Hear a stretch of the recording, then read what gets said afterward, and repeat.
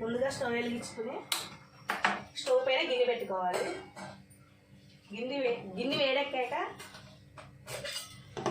ఈరోజు నేను సొరకాయ టమాటా పులుసు కర్రీ చేసి చూపిస్తాను, చూద్దాం రండి. ముందు స్టవ్ వెలిగించి గిన్నె పెట్టుకున్నాను. గిన్నె వేడెక్కాక 2 గంటల ఆయిల్ పోసుకుంటున్నా. ఆయిల్ వేడెక్కే వరకు చిన్నపాయలు రెడీ చేసుకున్నా.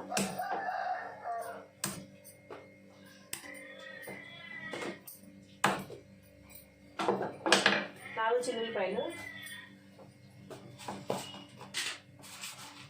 కొంచెం తాలింపులు,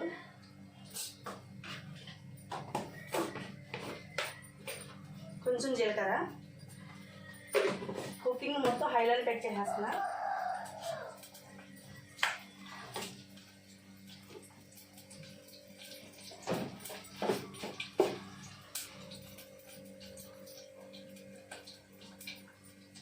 తర్వాత కరివేపాకు వేసుకోవాలి. తర్వాత ఉల్లిపాయలు, పచ్చిమిరపకాయలు. 1 ఉల్లిపాయ 3 పచ్చిమిరపకాయలు తీసుకున్నాను నేను కర్రీలోకి.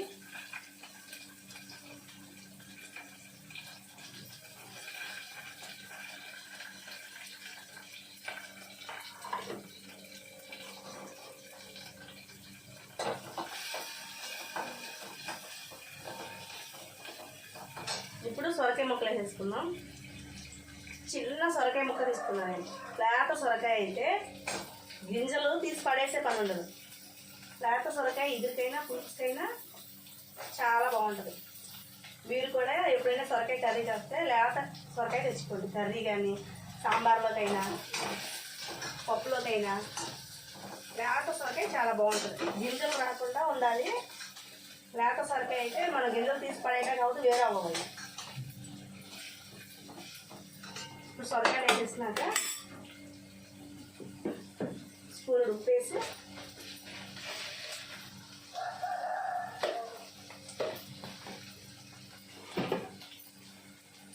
మూత పెట్టి ఒక 2 మినిట్స్ అలా మగ్గనిద్దాం. నేను సొరకాయ కూరలోకి టమాటాలు వేస్తున్నాను కదా, చిన్న నిమ్మకాయ సైజు చింతపండు తీసుకున్నాను. మొత్తం చింతపండు తీసి చూపిస్తాను మీకు. నిమ్మకాయ సైజు చింతపండు తీసుకున్నాను. అది మధ్యలోకి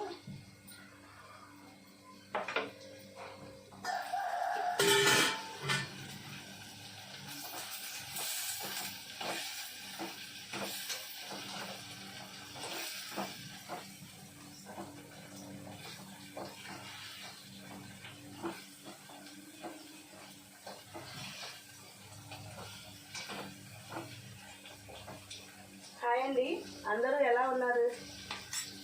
అందరికీ hi.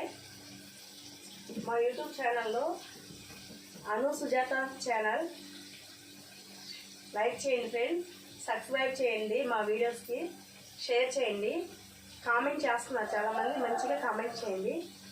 Thank you friends, all సబ్స్క్రైబర్కి థ్యాంక్స్.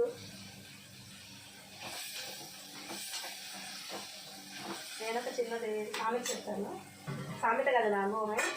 ఎప్పుడైనా సరే మనం బాగా ఉన్నతమైన స్థాయిలో ఉన్నాం అనుకోండి, ఎప్పుడైనా మా చిన్ననాటి స్నేహితులు మనకి కనిపించారనుకోండి, మనం అసలు వాళ్ళకి కనిపించకపోయినా మనం డెవలప్ అయితే, ఆ అమ్మాయి పలానప్పుడు నా స్నేహితురాలు, ఆ అబ్బాయి పలానప్పుడు నా స్నేహితుడు, నా క్లాస్మేట్, మా చుట్టాళ్ళ అమ్మాయి, మా పిన్నోళ్ళ అమ్మాయి, మా బాబాయ్ వాళ్ళ అమ్మాయి అని చెప్పుకుంటారన్నమాట గొప్పగా. ఎప్పుడైతే మనం చితికిపోయి మన చేతిలో రూపాయి లేకుండా ఉంటే, మనం వాళ్ళకి కంటబడినా వీళ్ళని ఎప్పుడో చూసామా గుర్తుపట్టనట్టు. అందరూ అలా ఉండరు, చాలామంది అండి. 100లో 60% మెంబర్స్ ఎప్పుడైతే మనం గొప్పవాళ్ళం అవుతామో, మంచిగా ఉంటామో, అప్పుడు వీళ్ళు మా ఫ్రెండ్స్, వీళ్ళు మా రిలేటివ్స్, మా కజిన్ సిస్టర్ అని చెప్పుకుంటారు. ఎప్పుడైతే మనం బాధల్లో ఇబ్బందుల్లో ఉన్నామనుకోండి, ఎక్కడ డబ్బులు అడుగుతారు, లేదంటే వీళ్ళని మా ఫ్రెండ్స్ అని పరిచయం చేసుకుంటే ఎక్కడ చిన్న చూపు వస్తుందని ఎవరికి పరిచయం కూడా చేయరు, తెలియనట్లే వెళ్ళిపోతారు. అదే మనం బాగా కష్టపడి చక్కగా మనం డబ్బు సంపాదించామనుకోండి, సేవింగ్స్. ఆన్సర్ షేక్ అమ్మాయి సేవింగ్స్ గురించి చాలా గొప్పగా చెప్తుంది. ఎప్పుడైతే మనం 10 రూపాయలు సంపాదిస్తే 4 రూపాయలు ఖర్చు పెట్టి 6 రూపాయలు సేవ్ చేస్తామో మన లైఫ్ మంచిగా ఉంటుంది. సరే సరిపోవనుకోండి, 6 రూపాయలు కాదు 4 రూపాయలు సేవ్ చేయండి. 4 రూపాయలు సేవ్ చేయలేదనుకో 2 రూపాయలైనా సేవ్ చేసుకుంటే మనకేమైనా అవసరం అయినప్పుడు ఎవరిని అడగకుండా షేవింగ్ చేస్తాం కదా, ఆ మనీ మనకి ఏదో రకంగా ఉపయోగపడింది. అది కొంచెం కొంచెంగా పెరిగి క్యాన్సర్ లాగా అనుకోండి, 2 4 అయింది, 4 8 అయింది, 8 16 అయింది, అట్లా డబ్బు విస్తరించింది. వచ్చిన డబ్బంతా ఖర్చు పెట్టినాం.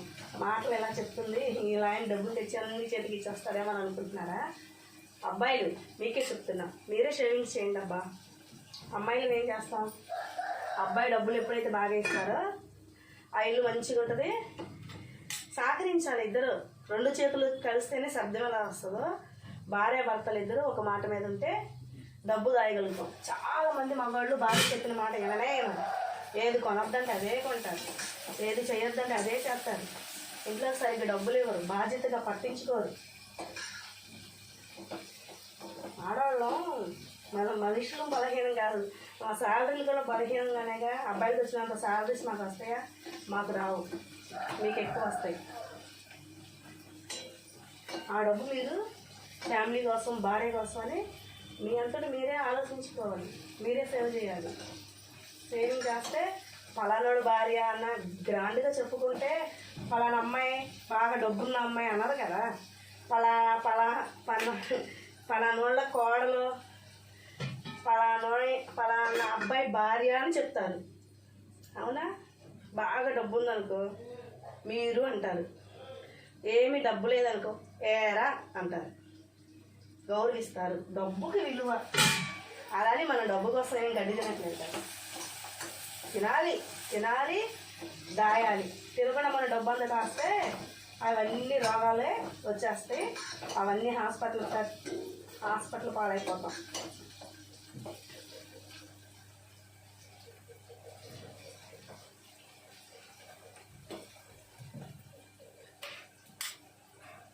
ఇంకా 2 నిమిషాలు మాట్లాడాలి.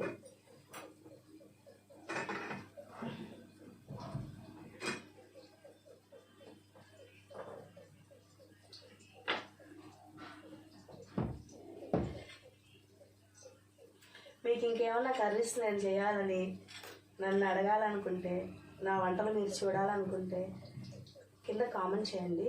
ఫలానా వంట చేసి చూపించమని. నేను ఖచ్చితంగా ఆ వంట నేను మీకు చేసి చూపిస్తాను.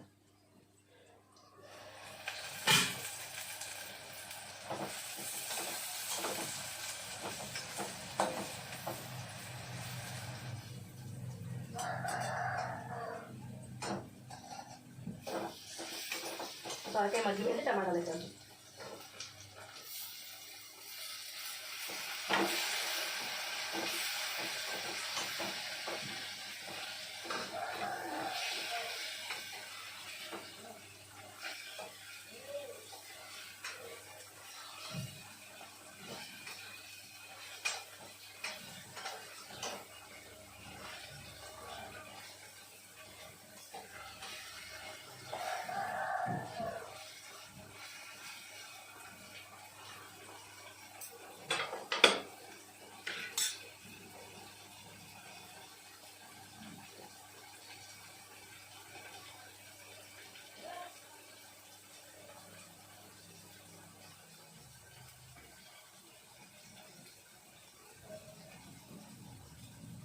కొంచెం మీడియంలో పెట్టాను స్టవ్. ఇది స్టీల్ గిన్నె కదా, ఉడికి మాడిపోతుంది.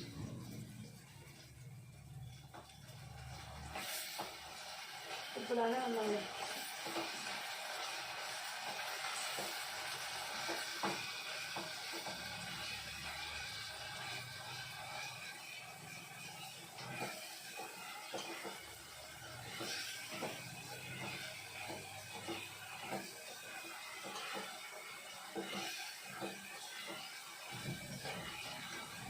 మీకు అందరికీ చిన్న మాట, ఎవరికైనా మీ ఇంట్లో చిన్నపిల్లలకి ఫీవర్ వస్తే టాబ్లెట్ వేస్తే జ్వరం తగ్గిద్ది అన్నట్టు ఆలోచించకండి, వెంటనే ఇంజక్షన్లు చేయించండి.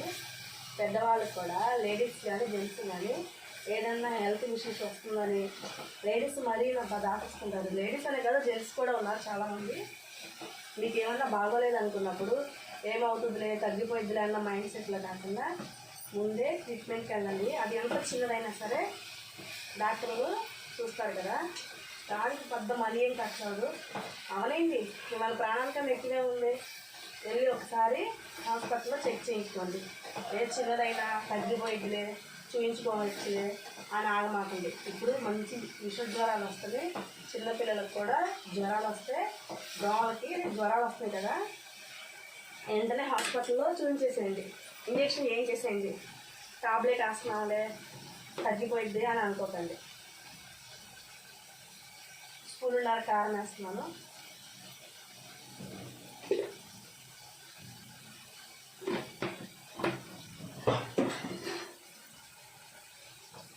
స్టవ్ కొంచెం లో ఫ్లేమ్లో పెట్టాను.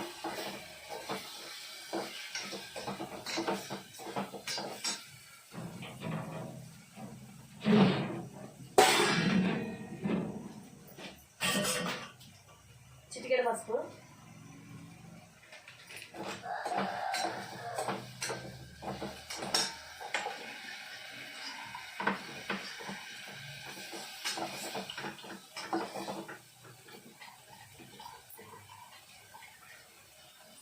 చింతపండు వేస్తాను ఇప్పుడు.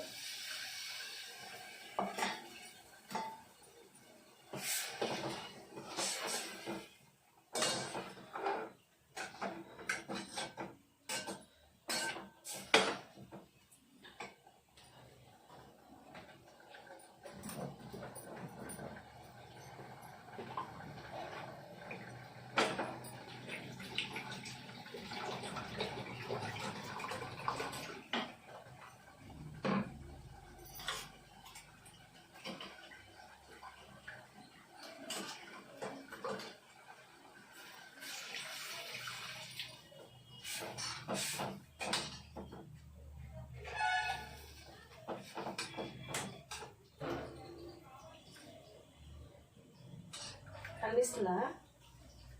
కొంచెం కనిపించట్లేదా?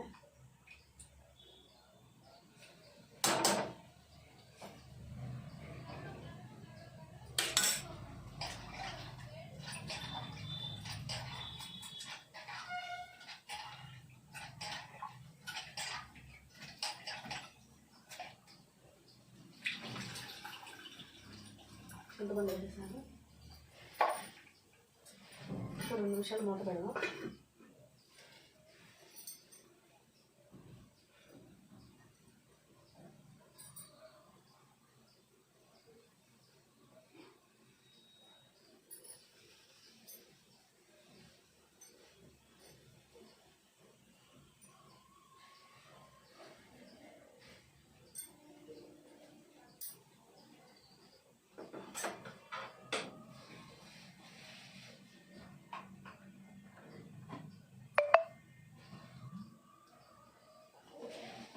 వంట చేసి దాహం వేస్తుంది.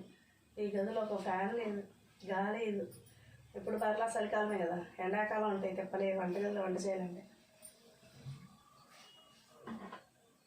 అప్పుడు బయట కట్టెల పొయ్యి మీద బొగ్గుల పొయ్యి మీద చేసి చూపిస్తాం మీకు.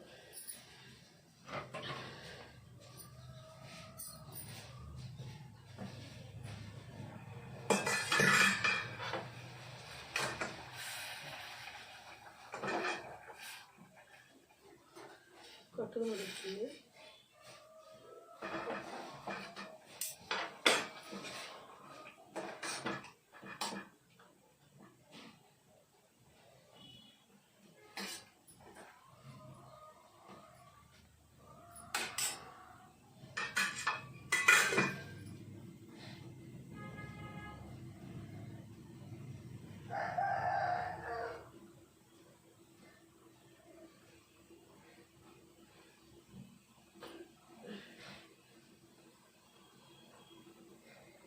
ఇంకా 2 నిమిషాల్లో అయిపోతుంది.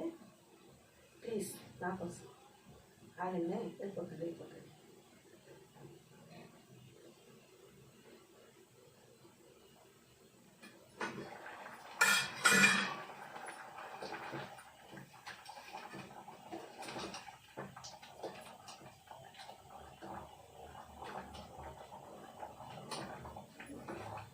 చూద్దాం.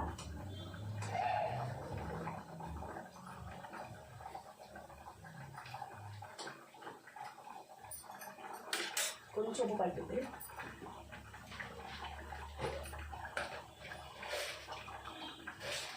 హాఫ్ స్పూన్ ఉప్పు వేస్తున్నాను. ఇప్పుడు కొంచెం కొత్తిమీర వేసుకుందాం.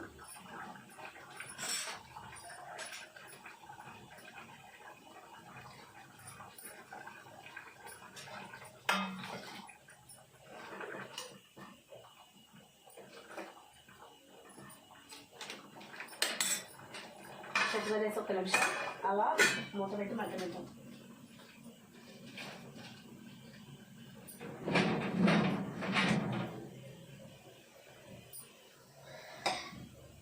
లాస్ట్లో చిన్న బెల్లం ముక్కేది కనిపిస్తుంది. కొంచెం కూడా కదా, అందుకే చిన్న బెల్లం ముక్కేస్తుంది.